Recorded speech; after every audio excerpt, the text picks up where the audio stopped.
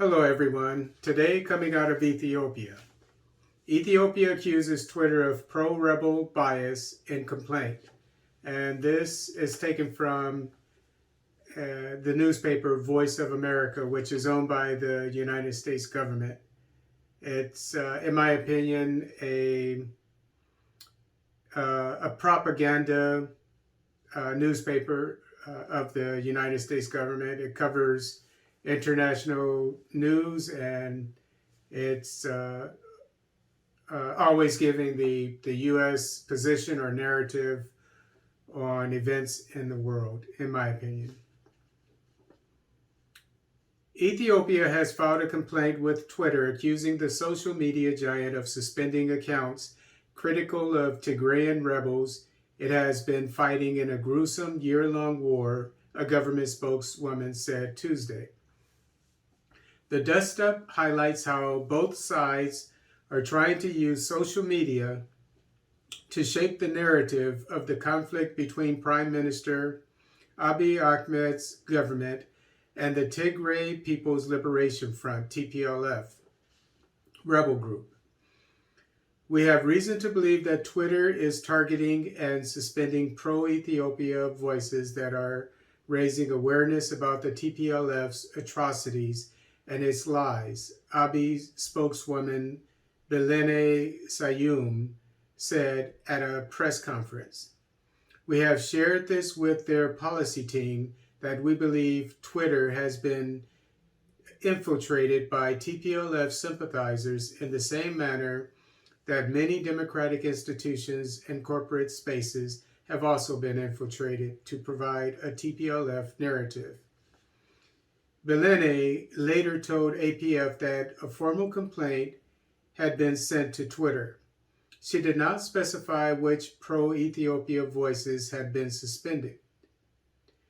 But neighboring Eritrea, which has backed Abiy in the war, on Tuesday complained that Twitter has suspended the New Africa Institute, a self-described think tank that routinely echoes Ethiopian and Eritrean government talking points concerning the war, and its executive director, Simon Tesfamariam.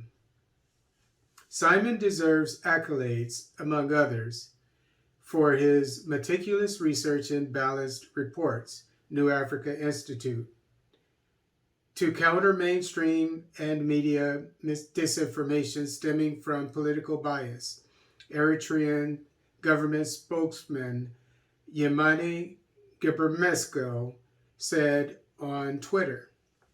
Twitter's suspension of his accounts is thus unwarranted and requires urgent review.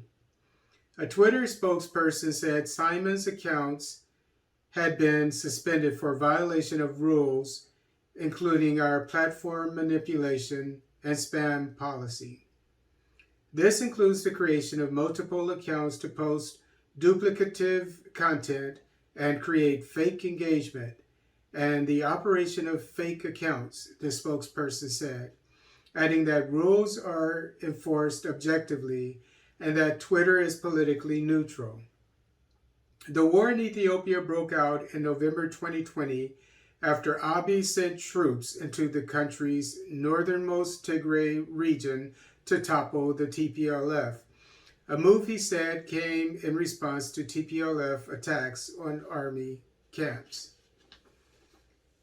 Okay, the Voice of America, the VOA, can doubt that Twitter is biased, but one thing we know for sure, just looking at this article from the Voice of America, is that it's a biased newspaper. This is a biased article.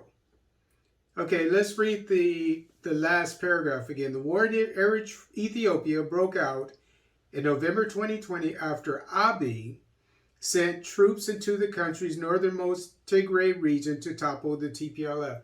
So they're calling Abiy the aggressor here. Okay, and we know, at least from everything I've read, that all the reliable sources, When you investigate, when you look into the real articles, not just what some articles in the West are saying, and all of them are saying the same thing. The TPLF attacked bases of the Northern Command of the federal military in Tigray region. That's what started the war. But you can go back even further and find the start of the war.